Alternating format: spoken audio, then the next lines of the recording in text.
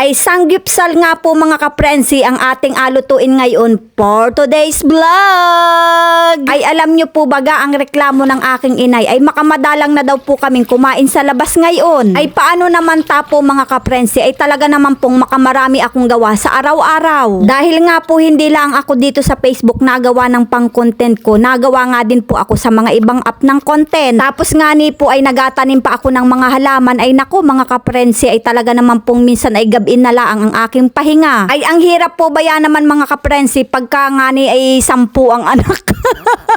At ayan nga po, tinimplahan na nga po natin yung ating karne para nga po ay malasa pagka ating niluto. Pagka gana rin nga po mga kaprensi ay mas masarap nga po ay kalamansi ang inalagay din. Para nga po ay nanunuot ang kanyang lasa pagka ating niluto mamaya ay ibabad nga po muna natin yan ng mga 5 oras. Dahil nga po ay nagareklamo ang aking inay at hindi na daw po kami nakain sa labas ay atin nga po munang apagbigyan. Ay kaya nga po ay apagbigyan nga po muna natin siya at akain nga po natin siya sa labas. Ay kaya laang nga ni po ay di makain kami ay sa labas ng bahay.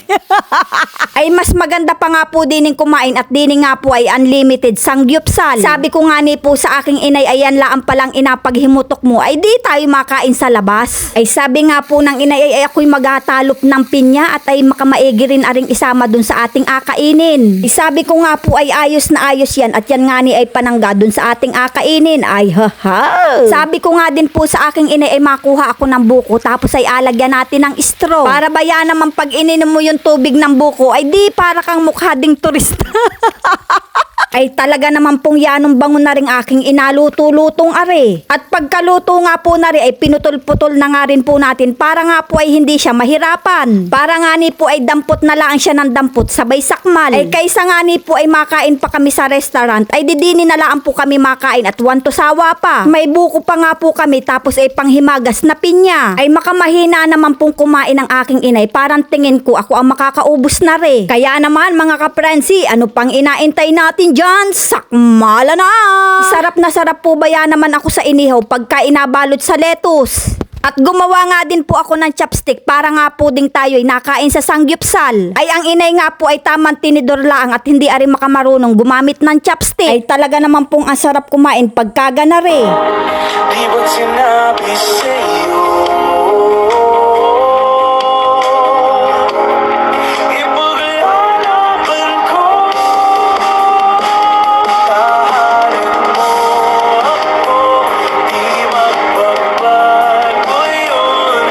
At pag ika'y nawawala, tingin ka lang sa aking mata.